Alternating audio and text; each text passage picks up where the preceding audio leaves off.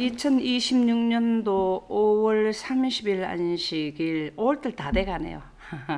제목이 복음 그리고 율법 이렇게 토요일 날 이번 주 전체 제목이 되겠는데요. 요게 다 궁금한 부분이죠. 여러분들 죄에서 자유롭고 싶습니까? 그죠?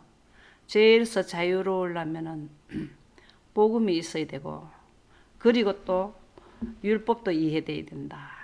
오늘 여기에 대해서 기억절 한번 읽어보실래요? 내가 주의 법도들을 영원히 잊지 아니하오니 주께서 이것들 때문에 나를 살게 하심이니이다. 나는 주의 것이오니 나를 구원하소서. 내가 주의 법도들만을 찾았나이다. 아멘. 야, 이게 주의 법도를 영원히 잊지 아니하오니 이것들 때문에 나를 살게 하심이니다. 오늘 이걸 이해를 해야 되잖아요. 그렇죠? 그렇죠. 나는 주의 것이 나를 구원하소서. 내가 주의 법도들만을 찾았나이다. 이렇게 나오죠. 오늘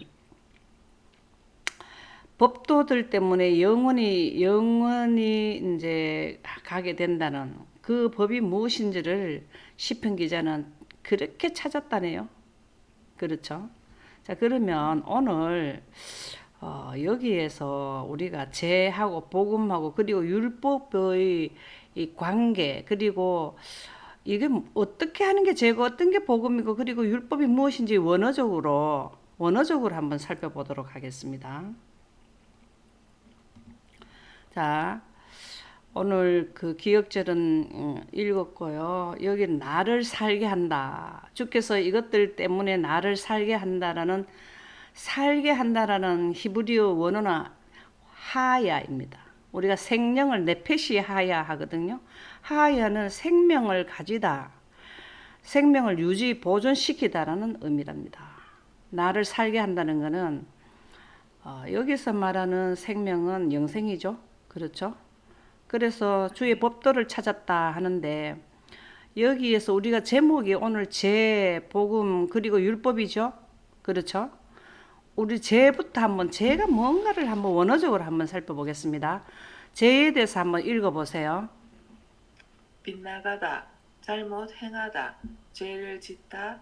이 어근의 기본적인 의미는 표적을 빗맞추거나 혹은 길을 잃다라는 뜻. 예. 속죄죄, 유죄, 형벌. 네. 뜻에서 시민의 법률을 파기한 국제적 범죄의 의미. 예. 이게 무슨 말인가 하면은 우리가 죄부터 알아야 돼요.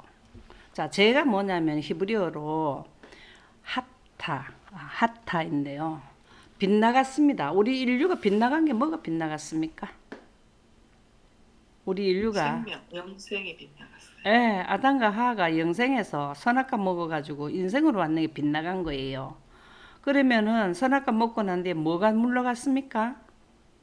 빛이 물러갔어요. 하나님의 빛. 아멘입니다. 자, 잘 이해를 하시면 좋겠어요. 여기 죄는 선악과를 먹어서 불법을 행한 거예요. 그러면은 불법을 했는 행하는 인류가 이걸 가장 이해를 잘 하려면 우리가 올림픽 때 보면은 화살 쏘는 거 있잖아요. 관역이 있는데 관역 밖으로 나가 버린 걸 말한다고. 죄라는 의미가 빗나가 버린 거예요. 그러면은 복음은 빗나간 걸 되돌리게 하는 거라고. 헬라어로 유앙겔리온이라 해가지고 우리가 이제 영생에서 인생으로 왔잖아요. 그러면 이거를 되돌리게 한다고. 되돌리기. 그게 복음이라고요. 자, 헬라어로 유앙겔리온이라 해가지고 기쁜 소식인데 승리의 소식을 정치적 개인적 소식을 가져오는 자, 기쁜 소식에 대한 보상을 이런 의미가 들어가 있대요. 우리가 기쁜 소식은 뭐가 기쁜 소식이겠습니까? 영생을 얻는다는 소식. 아멘입니다. 그래서 이걸 지금 셋째 천사 기별을 전하는 자들은요. 첫째 천사 기별이 영원한 복음을 가졌더라 이랬죠. 영원히 살 수 있는 기쁜 소식을 전하는 자가 세 천사들이고 마지막 전하는 자가 셋째 천사예요. 왜냐하면 반복 전하기 때문에. 그래서 여러분들은 뭘 하는 자들인가 하면은 기쁜 소식을 전하는 자들이에요. 근데 승리의 소식의 전달문을 나타내는 이게 참 승리의 소식이나 전달문을 나타내는 전문 용어랍니다. 이게 뭡니까? 승리의 소식이나 전달문이 뭘까요? 우리로서는 쇠천사의 기별, 셋째 천사기, 구속의 구속의 대경륜, 셋째성 맞아요. 그거나예요. 근데 정확하게는 우리가 평화의 의논 구속에 대해 경륜이 전달 용어, 전문 용어에 그게요. 이 전문문들은 신들의 선물로 간주, 신탁의 말, 미래의 어떤 사건에 대한 약속, 이게 구속의 대경륜을 우리에게 신탁했다라는 말이라는 거, 이게 복음이라는 거예요. 그래서 미래의 어떤 사건에 대한 약속이라는 예수님의 재림이잖아요. 예수님의 재림 전에 있을 그 전문 용어로 세천사 기별의 내용이 전달문이라는 거예요. 전달문.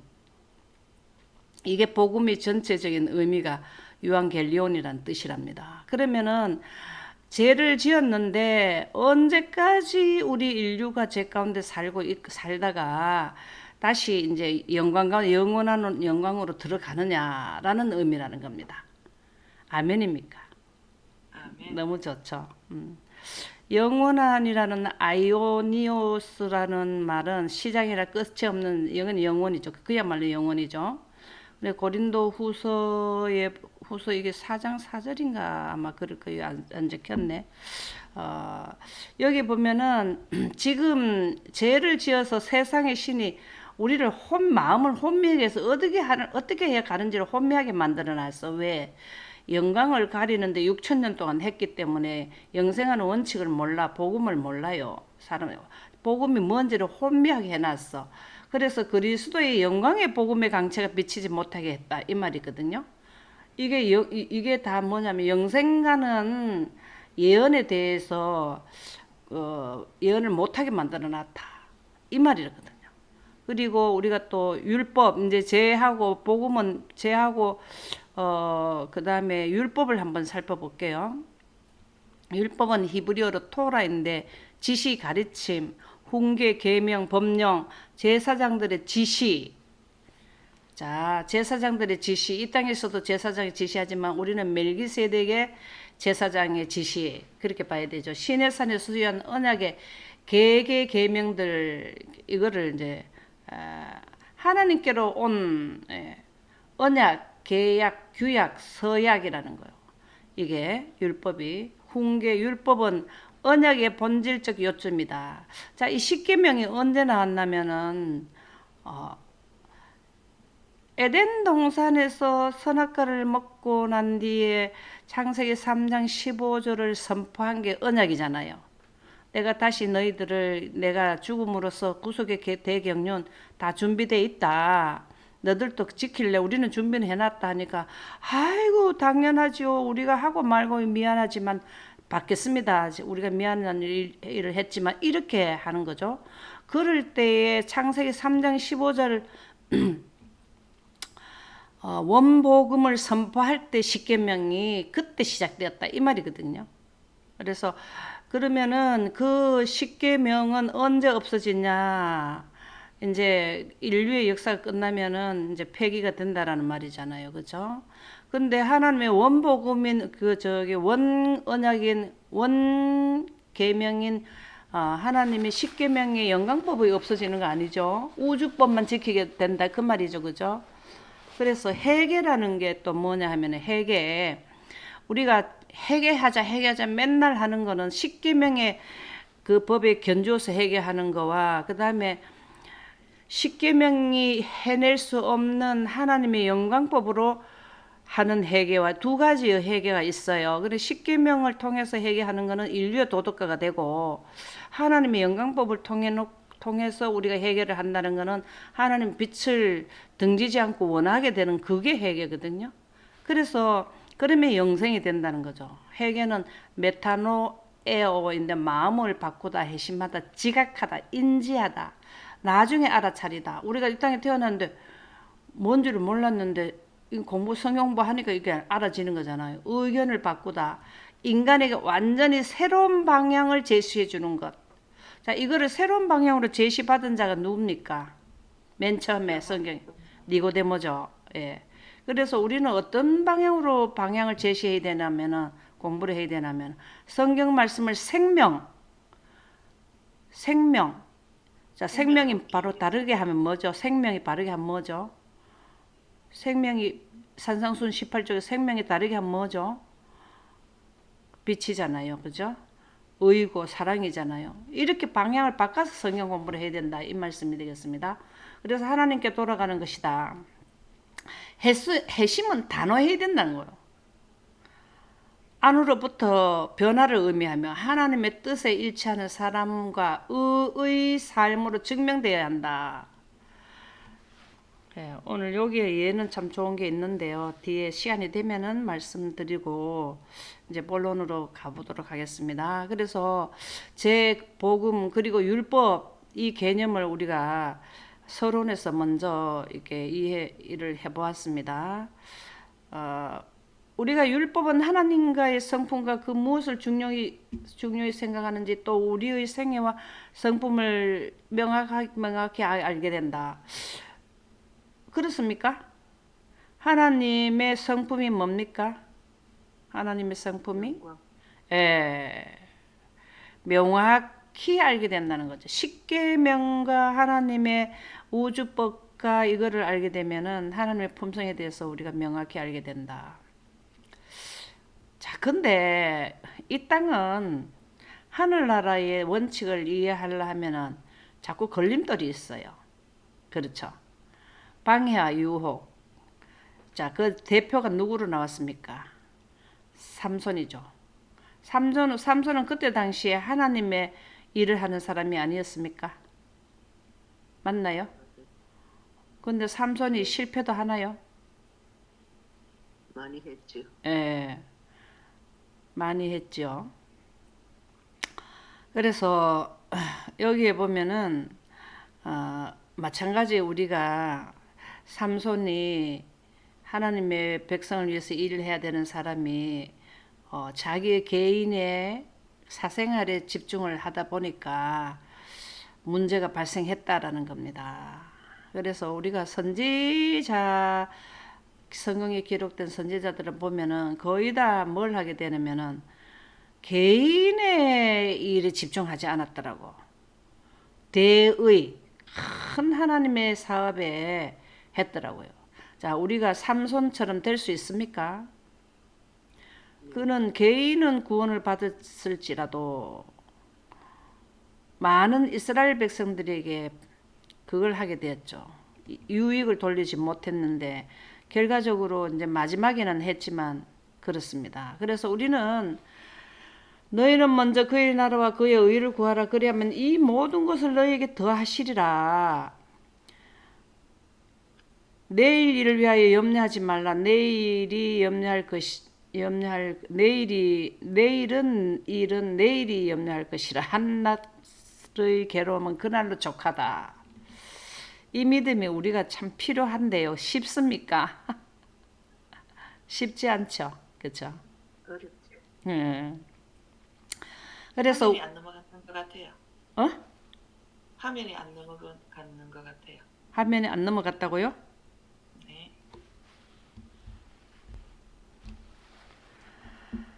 삼손이 그렇게 됐듯이 우리도 지금 그런 상태를 지금 책망을 받고 있어요. 그게 계시록 3장 14절에서 22절. 이게 뭔 내용일까요? 계시록 14장 여기가 라오디게의 교회에게 권면을 보내죠. 그렇죠?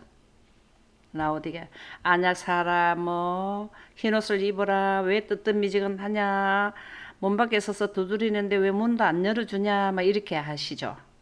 그죠? 근데 우리도 이런 게 지금 삼손처럼 삼손은 행동으로 나타나지만 우리는 지금 마음으로 이렇게 하나님하고 멀어져 있다 이 말이잖아요. 그쵸? 그래서 우리에게 이런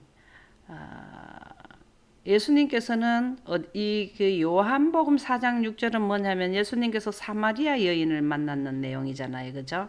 근데 사마리아 여인도 뭐 한 사람입니까? 흠이 많은 사람이죠. 그렇죠. 계시록 3장 우리 라오디게아 교회도 책망을 많이 하시죠. 이게 흰옷을 사서 입어라. 이거는 뭐를 안 가졌단 말입니까? 빛을 안 받는. 하나님의 영생하는 생명을 안 가졌다라는 거잖아요. 그죠? 그쵸? 그래서 이게 다 뭘 의미하냐면은 오늘 제목이 뭐냐 하면 방해랍니다. 방해, 유혹. 우리가 하나님의 빛을 가지지 않으면은 유혹을 많이 받는다는 거예요. 이게 무슨 말이냐 하면 하나님의 능력으로 우리에게 오는 유혹을 물리칠 수가 힘이 있는 거지, 능력이 있는 거지. 내 사람의 마음은 기본적으로 악에 기울어진 성향이 있다고 그렇게 연애실에 나오거든요.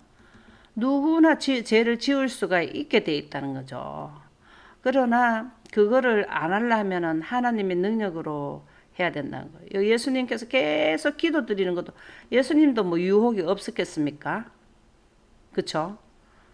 그를 시험에 빠져들게 하려는 그런 유혹, 그런 게 많이 있었지 않습니까? 근데 뭘로 물리쳤냐?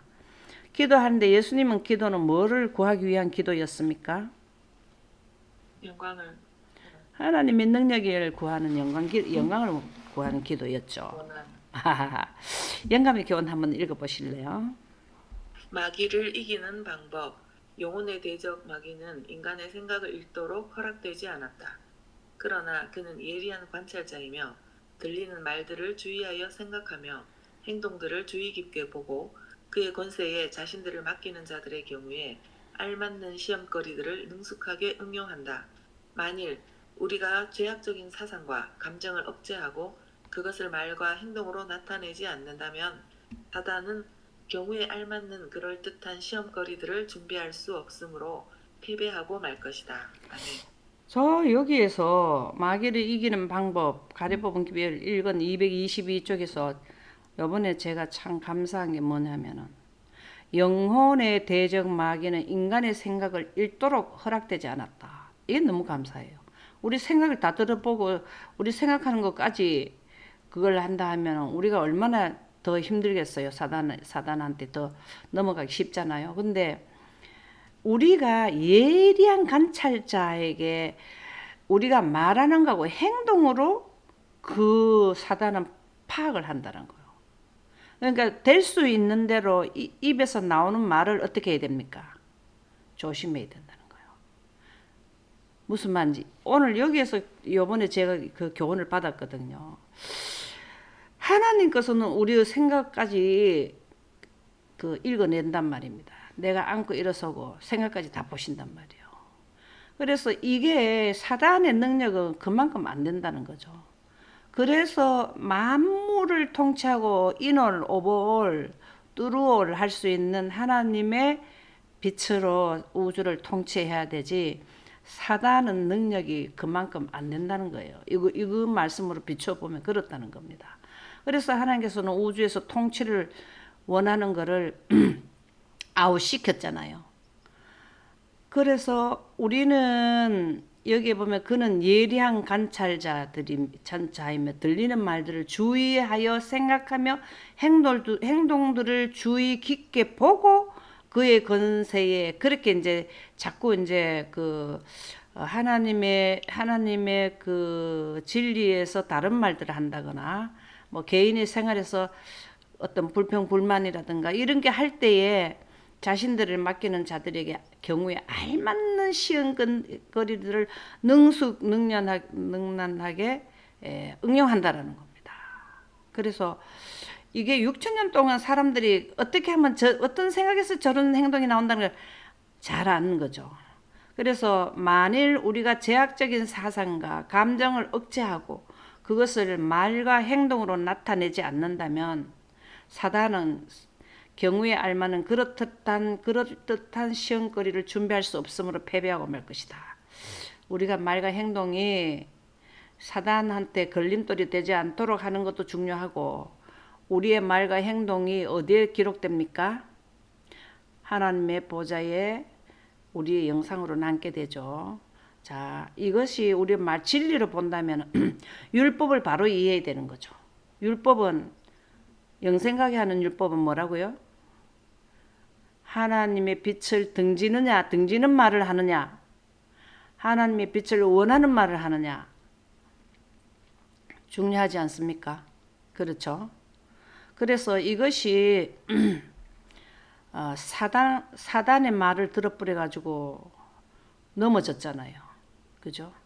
선줄로 생각하는 자는 넘어질까 조심하라. 자신을 의지하면 넘어지겠다. 누구를 의지해야 된다고요? 예, 우리가 하나님의 영광, 하나님의 능력을 원하지 아니하면 외식하는 자예요. 외식하는 자가 되고, 또 우리가 해치라 무덤이란 말도 그 같은 맥락으로 봐야 된다 이 말이죠. 외식하는 자가 사람에게서 영광을 얻고 해당과 거리에서 하는 것 같이 너희 앞에 나팔을 불지 말라. 우리가 나팔을 제대로 불러야 되죠. 우리 나팔이 첫째 나팔이 뭡니까? 첫째 천사 나팔이 뭡니까? 영원한 복음을 가졌더라. 안식일을 기억하여 그렇게 지켜라. 막 이런 거잖아요. 근데 뭐 영광에 대해서 영광 가운데서 뭐가 나온다고? 예언이 나오는데 예언은 하는데 막 뒤죽박죽 뭐라나 예언실에 보면 이정표를 바꿔놨다 사단이 그러잖아요. 큰 난란의 상황을 작은 난란에서 설명하고 작은 난란의 거를 큰 난란에 설명하고 이렇게 그냥 바꿔버릴 수 있다 이 말이에요. 근데 여기에서 참 마태복음 5장 28절 29절에 이게 참 좋은 말씀이 나오죠. 마음으로 음욕을 품고 여자를 보는 자마다 이미 간음하였다. 이런 말이 참 힘들지 않나요? 이렇게까지 해낼 수 있어요, 여러분들. 아주 멋진 그 배우들이나 보면 너무 좋다. 뭐 어떤 말 그러잖아. 아유 저런 사람하고 한번 살아봤으면 좋겠다. 이런 말도 하잖아요. 근데 이 원뜻이 뭘까요? 정말 오른 눈을 빼버려야 될까요? 우리 눈에 보이는 게 아름다운 여자와 남자들이 많는데 이게 원래 말하는 게 뭘까요? 자기 사생활에 집중하지 말고 하나님의 뜻에 순종하게 되면 다시 말해서 하나님의 영광을 가지라 이 말이잖아요. 그러면 세상의 이 생각, 자랑과 이런 거에서 관심이 멀어지더라는 거예요. 이 원뜻은 그렇게 봐야 된다고 저는 그렇게 생각을 하거든요. 영광을 놓고 본다면은 그죠? 그래서 이런 관계와 그 다음에 남을 비판하지 말라. 또 비판하는 것을 멈추라. 이렇게 하는 것 뜻은 뭘까요? 원수를 사랑해라. 이게 참 힘든 내용들 아닙니까? 전부 다 지금 오늘 관계를 막는 걸림돌들인데 힘들지 않나요? 이거 전부 다 어려운 거 아니에요? 그쵸? 원수를 위해서 기도해라. 이게 다 뭘까요? 원래는 이거를 다른 뒷면으로 뭘 하라는 거예요? 원수를 사랑할 수 있습니까? 이게 무슨 말을 할까요? 우리가 남을 비판하게 되면 그 뒤에서는 하나님의 성회에 뭐가 된다? 누를 끼칠 수 있잖아요. 그쵸? 그 다음에 원수를 사랑하라는 거는 이것도 비판을 안 하는 거죠. 왜 나에게 그렇게 해야 되는데 비판을 안 해야 되느냐? 왜 그럴까요? 예수님께서 뭘 하셨어요? 그 사람을 위해서도 십자가에 못 박혀 돌아가시잖아요. 그렇죠? 그래서 다시 말해서 십자가의 의미를 깨달아야만 원수를 위해서 기도할 수 있다. 십자가상에서 뭐가 개통되었다고요? 영광. 그도 영광을 가르쳐줘서 원수에게 영광을 가르쳐가지고 뭐 하는 거라고?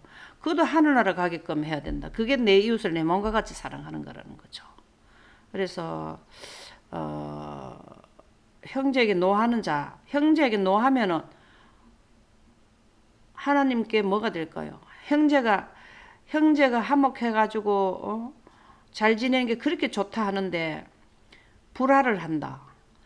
이건 육신의 형제만 형제일까요? 교회 다니는 사람들도 하나님 십자가의 피로 의한 한 형제가 되었잖아요. 영적 형제가 되었잖아요. 근데 맨날 교회에서 싸움질이나 해. 그게 좋아 보일까요? 그게 뭡니까? 온 다른 이방인들에게 어느 교회에 목사하고 교회 저기 성 장로하고 싸움이 나서 그랬다더라. 그러면 하나님께 영광이 돌아갑니까? 그러니까 하나 되게 하려면은 그게 싸움하는 게 뭐 때문에 그럴까요? 하나님의 영광의 결여잖아요. 결여. 하나님의 영광의 이해의 부족으로 오는 거잖아요. 그죠? 그래서 우리에게 또 예수님이 아주 강력한 말씀을 해줬어. 손, 발, 눈이 막 빼더라도 이거를 자르더라도 장애인이 되더라도 죄를 지지 마라 그랬어. 거기에 대해서 의문사항이 있지 않아 너무 가혹하다고 생각들지 않았나요? 저는 이게 굉장히 궁금했거든요. 근데 여기에 산상순 61쪽에 아주 명료하게 설명을 해 주시더라고. 한번 읽어보세요. 의지를 굴복시킴. 죄가 우리를 사로잡는 것은 의지를 통해서이다. 의지를 굴복시키는 것을 눈을 빼버리거나 손을 베어버리는 것으로 표현하고 있다. 의지를 하나님께 굴복하는 것이 평생을 불구나 절름발이로 보내기로 동의하는 것처럼 보일 때가 자주 있다. 그러나 그리스도는 불구가 되고 상처를 입고 절름발이가 되더라도 생명을 얻을 수 있다면 그것이 더욱 좋다고 말씀하신다.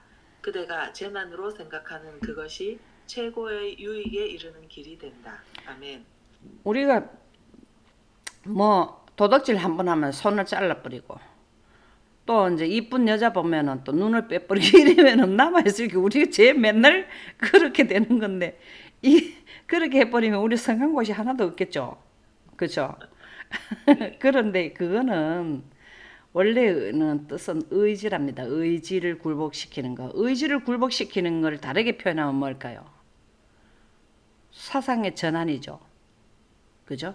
영생하는 생기를 얻는 쪽으로 성경을 보게 되라 봐라 이 말이잖아요. 그죠? 네. 예. 그래서 이 진짜 있나 여기에 이게 있냐 미스테리 했거든. 이해가 안 돼가 마태복음 9장 40에서 40. 와, 엄청 부담스러운 거야. 사람은 감정이 있는데 누구를 보면은 어우 저 사람 너무 멋지다 이렇게 생각할 수도 있는데 그 마음까지도 하지 말라네. 그럼 이 세상에 사는데 그거 되는 일이 아니잖아요. 근데 의지랍니다. 의지. 우리가 그런 거를 자꾸 말씀으로 대체시키라 이 말이잖아요. 영생가는 하나님의 구속의 대경영 공부나 하다 보면은 그런 건 자연적으로 해결된다. 우리는 율법에 대해서는 조금 전에 다 말씀드렸죠. 조금 전에 율법. 자, 율법을 대해서 말씀드렸는데 로마서 3장 20절을 한번 보겠습니다. 율법의 행위로 그의 앞에 의롭다 하심을 얻을 육체가 없나니 율법으로는 죄를 깨달음이라. 자, 십계명은 죄만 깨닫게 하는 건데 구원의 능력이 없어요. 자, 문자가 어떻게 구원을 시킵니까? 그렇죠? 문자가 생기가 없잖아요. 십계명에 문자는 생기가 없잖아요. 거기다 생기를 부여하는 법이 영광법이라는 거예요. 그래서 21절에 보면은 이제는 율법 외에 하나님의 한 의가 나타났으니 이게 지금 우리에게 복음이에요. 율법 외에 그 십계명 외에 하나님의 한 의가 나타났다. 하나님의 의가 언제 나타났습니까? 의가 뭐가? 십자가에서 나타났잖아요. 그죠? 그러니까는 십계명은 죄만 지적해 주는데 그 죄를 해결해 주는 거를 십자가에서 하나님께서 의가 나타났다는 게 그거라고. 십자가에 돌아가실 때 영광이 개통돼 버렸잖아요. 그것을 율법과 선지자들에게 증거를 받은 것이라. 이 말을 선지자들이 계속 하나님의 율법을 성경에 기록된 선지자들은 다 그거를 증거를 받았단 말입니다. 그 증거를 준 거예요. 자, 셋째 천사들도 선지자들이 됩니까? 예. 그래서 우리가 셋째 천사들이 그 위치에 서 있는 자들도 뭘 깨달아야 되냐면 십계명 20절에 나오는 십계명은 죄를 지적만 하고 깨닫게 해주는데 십계명이 있어야 죄인 줄 알지. 그렇잖아요. 내가 죄인이구나 알잖아요. 그러면 죄인이 됐는데 그 어떻게 하면 의인이 되게 하느냐는 그 율법에 하나님의 한 의가 나타나는 이제는 율법에 하나님의 한 의가 나타나는 영광으로 인해서 어디로 간다? 죄라고 알려준 걸 해결한다 이 말이에요. 이해됐습니까? 22절이 참 좋더라고요. 곧 예수 그리스도를 믿음으로 이렇게 한 의가 나타나서 우리가 십계명이 지적하는 죄에서 해방된다, 자유롭게 된다라는 것이 믿음으로 말미암는 의라는 겁니다. 이게 모든 믿는 자에게 미치는 하나님의 의인이 차별이 없다. 인류는 모든 사람들이 다 뭘 하냐면 이 기별을 다 하나님께서 똑같이 공개해 주셨어. 근데 이게 한 의가 나타나는 믿음으로 말미암는 의의 기별을 깨닫느냐 못 깨닫느냐가 지금 하나님을 믿는다 해도 죄를 사함을 받느냐 못 받느냐. 여기는 죄를 지적하고 알려주기만 하고 여기는 죄를 사하는 기별이 십자가에서 나타난 의라는 거. 그게 영광이라는 거예요. 의는 한번 외워보세요. 한번 의는 의는 사랑이며 사랑은 빛과 생명이다. 어디에 나오나요? 산상보훈 몇, 산상수 몇 쪽? 18쪽. 그죠? 자, 그래서 이거는 모든 사람이 죄를 범하였음에 하나님의 영광에 이르지 못한다. 그럼 하나님의 영광에 이르면 역으로 말하면 죄를 해결된다 이 말이잖아요. 영생 가게 된다 이 말이잖아요. 그래서 여기 보면은 예수 안에 있는 속량으로 말미암아 하나님의 은혜로 값없이 의롭다 하심을 얻은 자 되었다 이 말이에요. 믿음으로 말미암아 의로 의인이 되었다 이 말입니다. 그래서 밑에 보면 예수님께서 하목 제물이 되셨다. 우리를 인간에서 영생자로 전환시키는 일을 하셨다. 죄를 짓는 자마다 불법을 행한다. 죄는 불법이라. 아주 명료하게 나왔죠. 자, 이 죄는 십계명입니까? 무슨 겁니까? 무슨 법입니까? 영광법. 예, 아담과 하와가 뭐 십계명도 없었는데 무슨 십계명을 범합니까? 그렇죠? 이게 하나님의 율법이에요. 하나님의 율법이 된다고. 그래서 우리가 죄와 법은 죄를 알려주는 십계명을 짓는 것도 죄는 죄예요. 이 땅에서 죄잖아요. 도둑질하면 죄인데 영생 가는 거하고 관계가 되는 거는 하나님의 빛을 등지는 거라는 거죠. 그죠? 자, 우리가 여기에 보면 참 51장 10편 51장 5편에 보면은 모두가 어머니한테서 태어나 보니까 출생을 해보니까 죄악 중에 잉태되었네. 여기 죄악 중에 잉태 안 된 분 있습니까? 그렇죠. 우리는 태양빛 아래에 태어났다 이 말이죠. 죄악 중에 태어났다는 우리는 지금 죄악 중에 살고 있어요. 태양빛은 삶과 죽음을 살게 하다가 죽게 되는 게 에너지가 약한 거잖아요. 그죠? 그래서 우리의 마음이 이 땅에 살다 보면은 악하다는 건데. 여기에 보면은 십계명의 20장 출애굽기 20장은 십계명에 관한 내용이 나오죠. 이 십계명을 완성시키는 게 뭐라 그랬습니까? 10가지 계명을 딱 함축해서 하게 되면 뭐라 그랬습니까? 사랑이죠. 사랑. 그죠? 근데 하나님을 사랑하라 하신 것은 이보다 더 큰 계명이 없다는 하나님을 사랑하라는 걸 하나님을 사랑하고 이웃을 내 자신같이 사랑하라는 거 이게 제일 큰 계명인데 제일 큰 계명이 뭘까요? 율법과 선지자의 강령이라 했는데 이게 뭘까요? 제일 큰 계명이 뭘까요? 하나님의 계명 중 십계명 위의 계명이 뭡니까? 그게 더 크잖아요. 영광. 예, 그거를 할 때 어떻게 해야 되냐면 죽고 사기를 해라 이 말이에요. 영생감을 갈라고 해봐라 이 말이잖아요. 내 마음을 다하고 참 멋진 말씀 아닙니까? 이렇게 해야 돼요. 이렇게 이해될 때까지 해야 돼. 뭐 그냥 하느라면 누구 인생 사는 것도 평생을 돈벌이 한다고 막 진짜 힘을 다하고 목숨을 다하고 막 뜻을 다하고 사람이 직장에 가지고 불 끄다가 소방원이 죽기도 하는 게 목숨을 다하고 가정을 지키려고 하다 그래 되는 건데 이 땅에서도 하는데 영생을 그래 안 한다는 거는 되겠습니까? 자, 이해될 때까지 해라 이 말이죠. 이렇게 하는 게 하나님을 사랑하라 하는 것이고 그 다음에 우리가 하나님을 어떻게 사랑합니까? 하나님 문을 크고 우주를 통치하는데 내 자신도 통제가 잘 안 되는데 뭘 우리가 하나님을 사랑하는 겁니까? 이게 다 뭘 하는 예언 공부하는 거예요. 예언 공부. 영생가는 원칙 공부하는 거예요. 예. 그리고 사람들에게 이해된 거를 알려주는 게 이웃을 사랑하는 거라고요. 근데 이웃을 내 몸같이 어떻게 사랑하면 나도 지금 아파서 몸이 힘들어 죽겠는데 뭘 이웃을 사랑하는 거예요. 그렇죠? 그래서 그의 계명들은 무거운 것이 아니랍니다. 십계명보다 더 가벼운 게 무슨 법입니까? 영광법. 아멘입니다. 하나님의 빛을 받아들이면은 내재되면은 영생의 씨앗이 딱 들어와서 자라게 돼서 영생하게 해주는데 그게 뭐 내 이웃을 내 몸같이 뭐 사랑해라 이거 못해도 아우 부담이 되지 않아. 왜?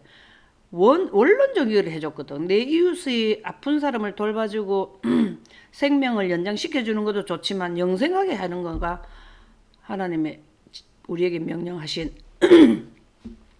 알려주신 교훈이잖아요.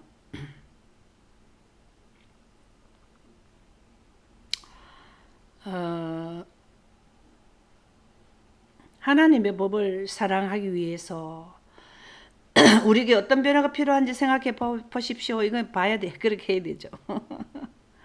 자, 요 교훈의 영감의 교훈 한번 읽어볼까요? 회개와 용서를 구하여야 함. 죄인이 의의 큰 표준으로 말미암아 자기 자신이 정죄된 사실을 깨닫게 될 때 그가 취해야 할 다음의 행동은 자신의 죄들을 회개하고 그리스도를 통하여 용서를 구하는 일이다. 이 일에 실패함으로 많은 사람은 저희 허물을 드러내는 거울을 깨려고 하며 저희 생애와 품성 가운데 있는 오점들을 지적하는 율법을 무력하게 하기 위하여 온갖 노력을 다하고 있다. 예. 아멘. 자, 해계라는 의미가 어디에 적용이 됩니까? 해계라는 거는. 해계라는 말이 나오게 된 거는 그 동기가 뭐 때문에 나옵니까? 원인 제공을 뭐 했기 때문에? 불법을 행했는데 이 땅의 십계명에 대한 불법이 아니고 여기에서 말하는 건 뭘까요? 하나님의 빛을 듣는 예, 아담과 하와가 선악과 먹고 나니까 빛이 물러가고 인생이 되었는 거를 다시 유턴 원상복귀하는 게 해계입니다. 조금 전에 우리가 서론에서 시작 부분에서 해계에 대한 개념을 말씀드렸죠. 해계 되돌아오는 거예요. 되돌아오는 마음을 재인식 뒤에 깨달아 가지고 되돌아오는 게 어디로 되는 거야? 하나님의 품성으로 영생하는 생기로 이렇게 하는 건데 그렇게 할 때에 용서가 되는 거죠. 용서. 죄인의 의의 표준으로 말미암아 자기 자신이 정죄된 사실을 깨닫게 될 때 이거는 뭐 다르게 표현하면 뭘까요? 죄인이 우리가 죄 가운데 살고 있잖아요. 의의 표준이 뭡니까? 영광을 깨달아. 아멘입니다. 영생하는 원칙을 깨닫게 되니까 자기 자신이 정죄된 사실을 깨닫게 왜 내가 죄인이 되고 정죄를 받는지에 대해서 깨닫게 됐다 이 말이에요. 내가 왜 죄인? 난 아기가 금방 태어나서 1살 아래에 있는 애들이 뭐를 그 죄악이가 잘못한 죄가 그렇게 많아서 죽음에 가냐고. 그렇잖아요.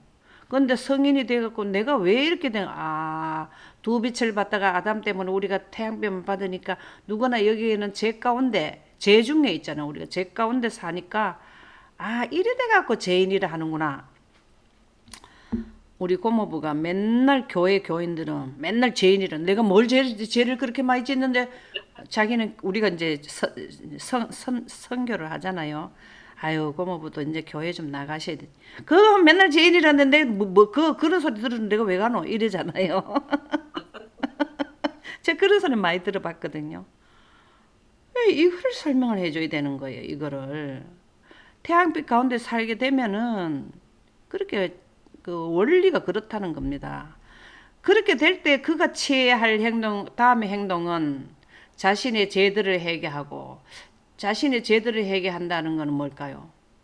이 땅에서 가르쳐준 법도 그것도 지키게 되고 그 다음에 완전히 회개라는 의미는 하늘나라 가는 원리인 십계명 위협법인 큰 의의 원칙 또 이제 하나님께 돌아가야 되는 게 영광을 이해하고 생기를 원해야 되는구나. 그렇게 돌아간다는 거죠. 그리스도를 통하여 용서를 구하는 일. 이게 우리가 예수님이 아님 십자가 아니면은 그 용서가 될 수가 없어요.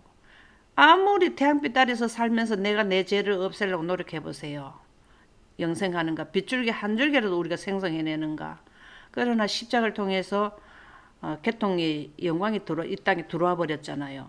그래서 이 일에 실패함으로 많은 사람은 저희 허물을 드러내는 거울을 깨려고 하며, 이 말이 뭘까요? 이 일에 실패함으로 많은 사람들, 이게 뭘까요? 하나님의 영광법 말고 이 땅의 법으로 적용이 되면은 거울을 깨뜨리는, 자기 자신을 계속 돌아본단 말이에요. 저희 생애와 품성 가운데 있는 오점들을 지적하는 율법을 무력하게 하기 위하여 온갖 노력을 다하고 있다. 십계명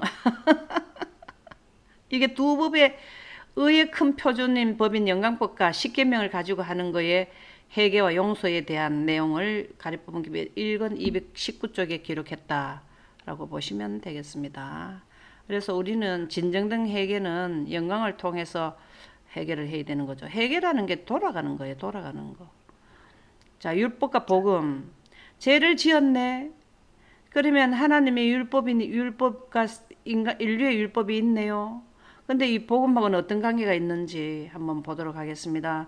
마태복음 5장 17절 18절에는 참 이 말씀이 참 이해되기가 어렵지만 우리에게 큰 감동을 주는 말씀이죠. 내가 율법이나 선지자를 폐하러 온 줄로 생각하지 마라. 폐하러 온 것이 아니요 완전하게 하려 하심. 누가 이걸 한번 설명해 줄 수 있나요? 율법이나 그 선지자를 폐하러 온 줄로 생각하지 마라. 폐하러 온 것이 아니요 완전하게 하였다. 예수님이 이 땅에 오신 것은 안식일에 병 고친다고 막 사람들이 뭔 말을 하잖아요. 그죠? 예. 이게 무슨 말일까요?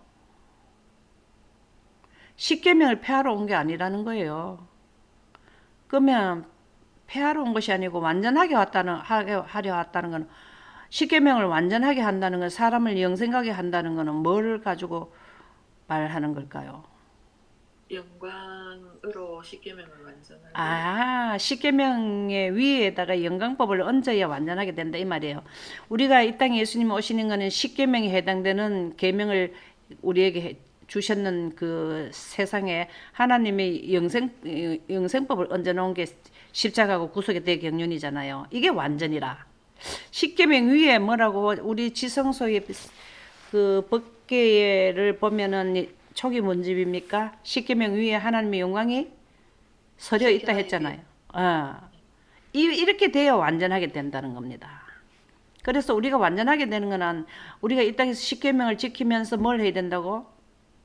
하나님의 영광법을 받아들여야 우리가 죄에서 자유함을 받는다 이 말이죠.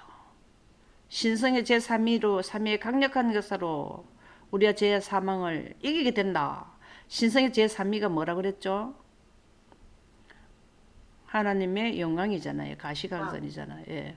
그래서 율법, 그러면은 천지가 없어지기 전에는 율법이 1.1획도 결코 없어지지 아니하고 그러면 이걸 다르게 표현하면 뭡니까? 천지가 없어지는 게 언제입니까?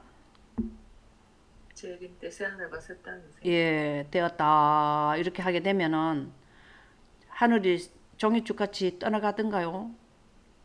그때 되면 인류의 역사는 끝나잖아요. 그때는 없어진다 이 말이에요. 역으로 말하면은 하늘나라 가면은 십계명 위의 법이 우주법이고 우리는 우주인이 되는데 제 가운데서 지켰던 법을 거기에 우리가 해당이 되겠습니까? 불필요한 내용들이잖아요. 그죠? 그래서 율법의 핵심은 예수님에 대한 사랑이다. 자, 예수님에 대한 사랑은 뭐라 그랬습니까? 사랑은 빛과 생명. 아멘입니다. 이게 율법의 핵심이에요. 우리가 예수님을 사랑하게 되는 게 뭐라 그랬습니까? 아까 조금 전에 어떻게 하라 그랬습니까?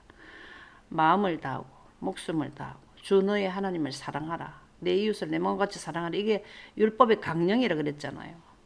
그게 다 뭡니까? 십계명이 나올 때에 십계명과 동시다발적으로 반포된 게 뭡니까? 영광법. 십계명이 반포될 때에 뭐가 또 구속의 대경륜이 반포되었어요. 창세기 3장 15절에 구속의 대경륜을 아담과 하에게 선포할 때 그때 범법함으로 더해진 십계명이 시작이 되었다고. 반포가 같이 된다는 거. 그게 다시 율법이 바로 뭐 십계명이 바로 뭐만 구속의 대경륜법으로 같이 봐도 된다고요. 그래서 예수님에 대한 사랑은 구속의 대경륜법을 예언 공부하는 게 예수님의 십계명과 율법의 완성을 이루는 일에 우리가 할 수 있는 그걸 구조라는 거, 시스템이라는 거죠. 그래서 너희가 나를 사랑하면 나의 계명을 지키리라. 그렇잖아요. 그죠? 나를 사랑한다. 나를 사랑하는 생명과 의를 구하면, 빛을 구하면 그것이 계명을 지키게 된다는 거죠. 맞습니까? 생명이 바로 하나님의 거룩한 계명은 영광이잖아요. 그죠? 그다음에 십계명 위협법이잖아요. 나를 사랑하면 이 사랑이라는 의미로 우리가 우리가 지금 이 땅에 살면서 뭐 다른 사람을 도와주고 뭐 이런 사랑을 넘어선 사랑이에요. 이거는 구원하고 관계되는 것을 말한단 말입니다. 하나님 우리에게 구원 주는 게 사랑이라고. 그 구원은 구속의 대제대란 말이죠. 그게 하는 게 다 뭐냐면 그렇게 하면은 십계명과 하나님의 거룩한 법을 다 지키게 된다라는 거죠. 우리가 하나님이 하시는 일인 뜻인 하나님의 구원의 대제도를 이해하면 할수록 하나님의 법을 지키게 되는 것은 당연지사 아니던가요, 그죠? 아, 이렇게 돼야 되는구나, 이렇게 돼야 되는구나 하는 걸 느끼잖아요, 그죠?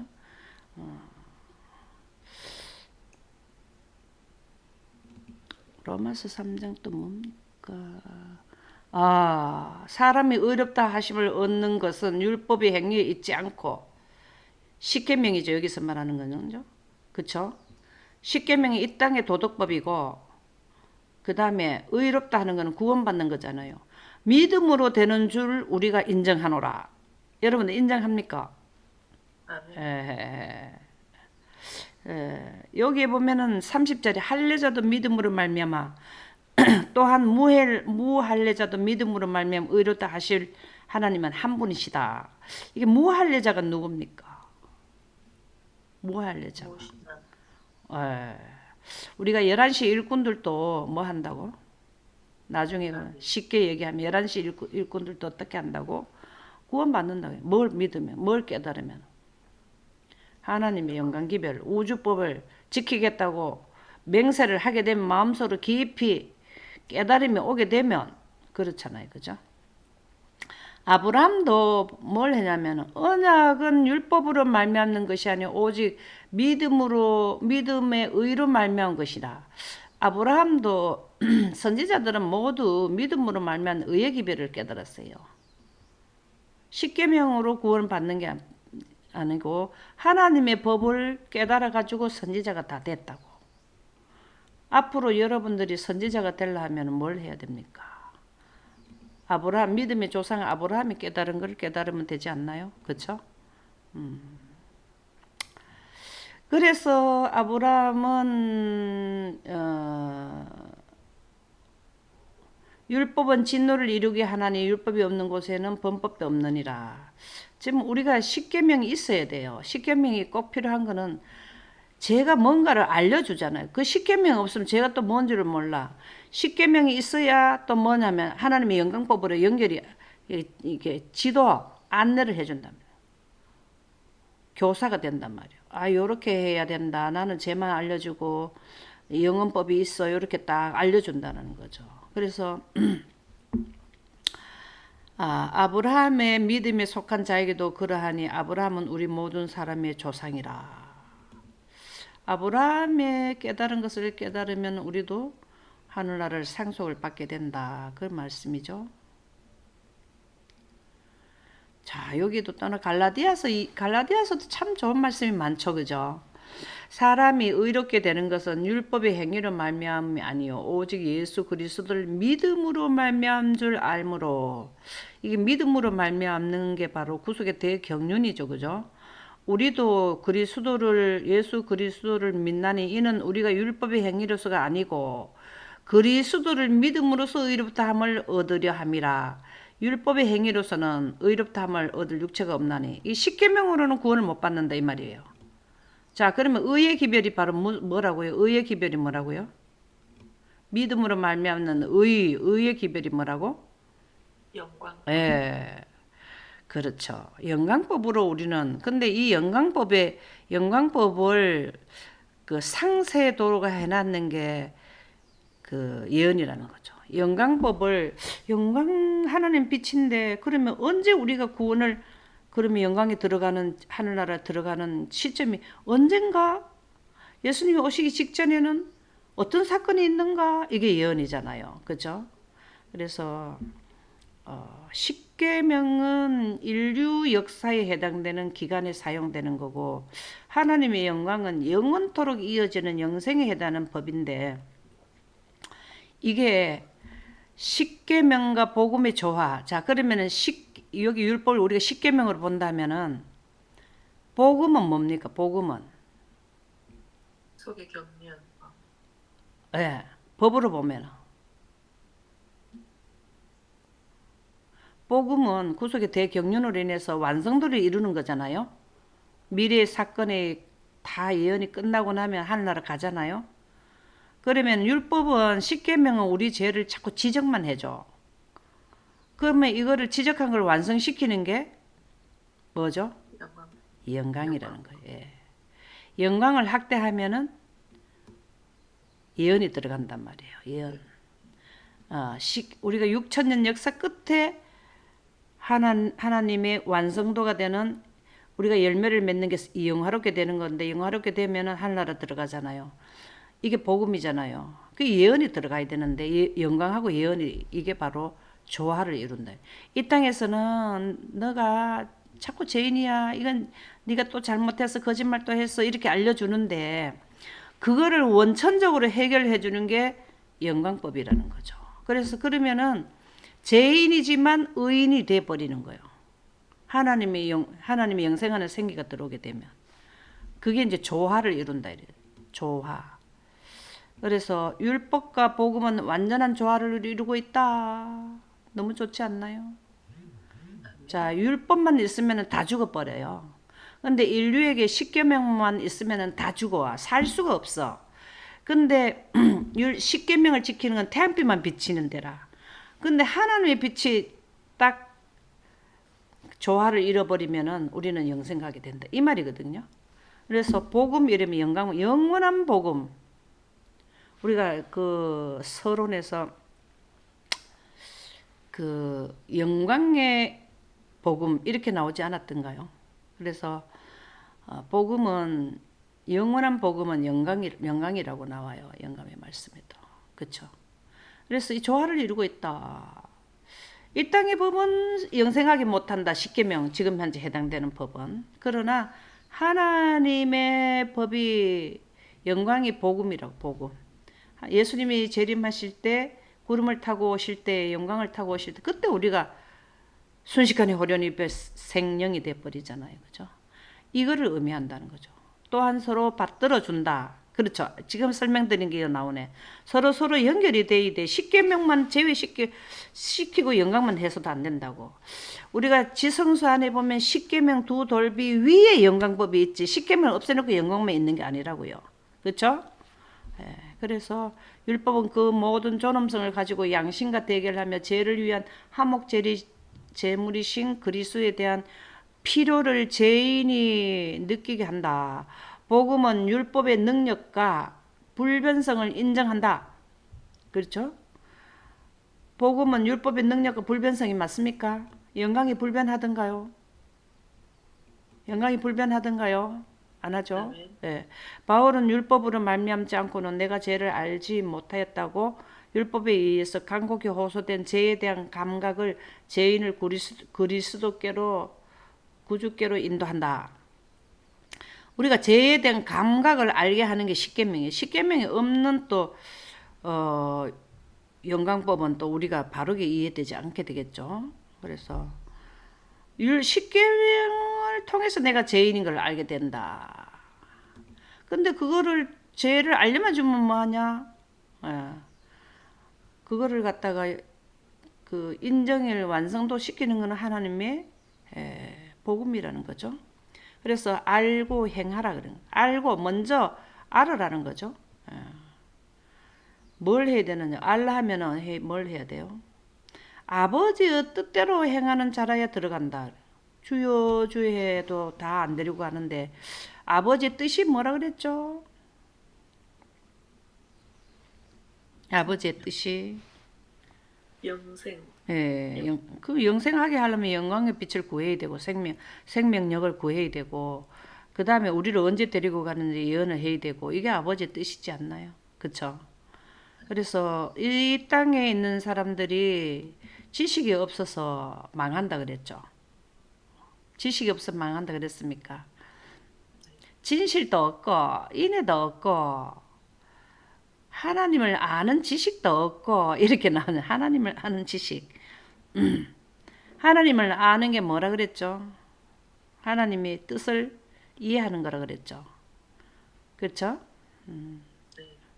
그래서 이 하나님을 알려면 하나님의 프로그램 우주를 안전장치를 하게 하는 평화의 의논에 대해서 목숨을 다하고 뜻을 다하고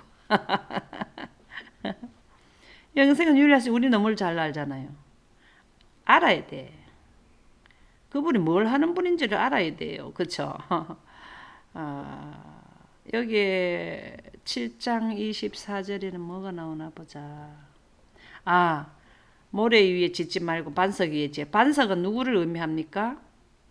예수님. 예수님을 의미하죠. 그쵸? 예수님은 반석이라 그랬는데 반석은 단단하게 우리는 인류는 지금 살다 죽다 살고 죽고 그러는데 계속 영생하는 그거를 반석이라 하지 않나요? 영감의 교훈 한번 읽어보실래요? 예수님의 목적. 예수께서는 영생은 곧 유일하신 참 하나님과 그의 보내신 자 예수 그리스도를 아는 것입니다. 라고 말씀하셨다.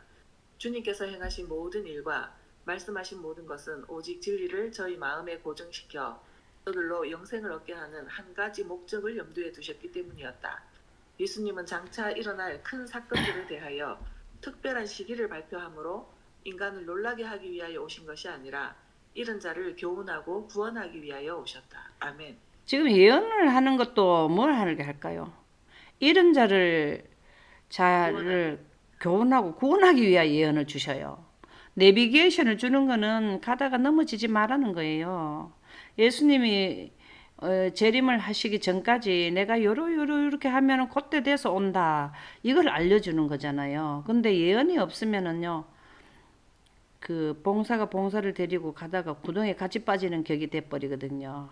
그래서 유일하신 참 하나님을 아는 것은 영생을 하려 하면은 뭘 해야 되냐면은 인류를 구원하기 위한 제도 이 부분을 우리가 해야 되는데 진리를 저희 마음에 고정시켜 저들로 영생을 얻게 하게 하는 한 가지 목적을 염두에 두셨기 때문이다. 그랬어요. 모든 것은 예수님이 하신 모든 말씀은 장차 일어날 큰 사건에 대하여 특별한 시기를 발표함으로 인간을 놀라게 하기 위하여 오신 것이 아니라 근데 예언은 하셨거든요. 이렇게 한 거는 놀라게 하려고 한 게 아니고 이렇게 되면 시간이 얼마 안 남았다는 걸 알려주기 위해서 하셨다.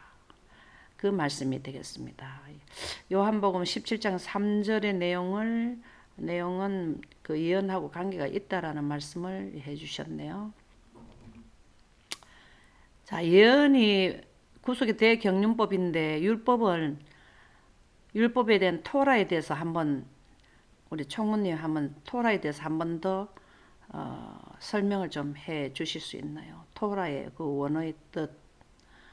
원어에는 그렇게 돼 있더라고요. 언약으로 돼 있고 그렇죠. 그 예언과 관계가 돼 있다고.